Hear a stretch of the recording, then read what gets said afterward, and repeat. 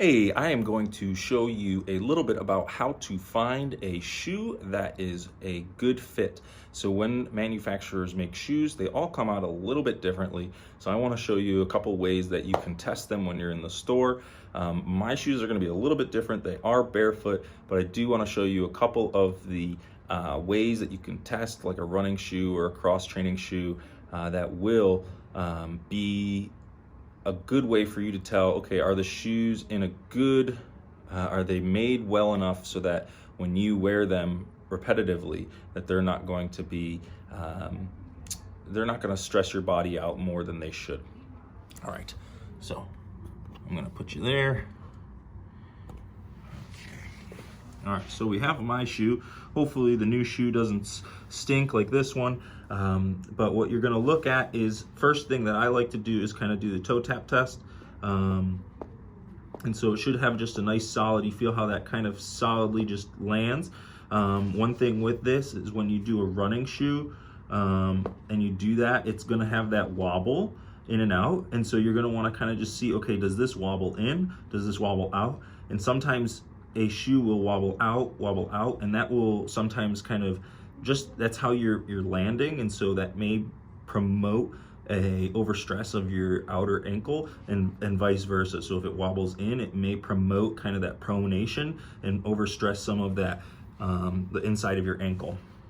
So again, that's just the one thing. So just a nice toe tap, and it should have, you know, if you're using a running shoe, again, this is a barefoot shoe, a minimalist shoe, it should have a nice solid drop. It shouldn't kind of be bouncing all over.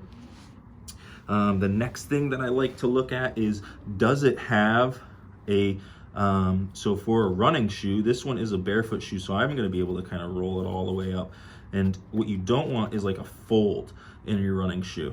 You do want a nice continuous curve in the running shoe, but you don't want a fold or a crease like that.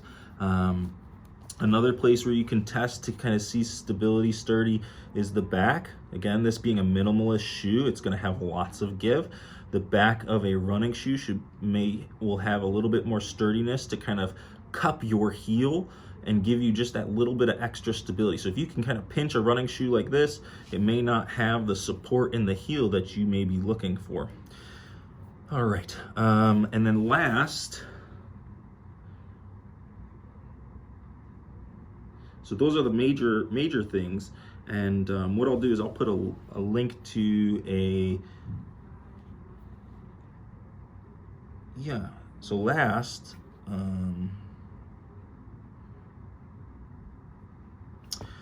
you do the heel, kind of just, again, kind of seeing when you lift the heel, how does it wobble? Does it wobble to one side or the other? So if you see this one kind of wobbles, doesn't wobble. Actually, it wants to wobble in. So I'll do it like this. And that could be, yeah, you see how it wants to wobble in? It wobbles in.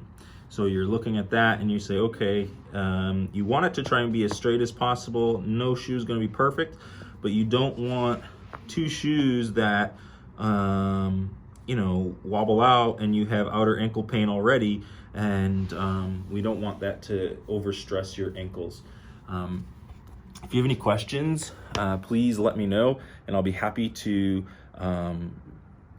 see if there's anything else that I can give as to what to look for a shoe. But those are kind of the four major things that I look for when I'm looking at a shoe, and it's helped me out so far. Again, I do like the minimalist shoes, though that being said, with running on the streets, you may want some more cushion, and it's really important that when you have that cushion is nicely formed so that when you are making impact, it's not wobbling in or out. Hopefully that was helpful, and you will have an excellent experience with your new shoes.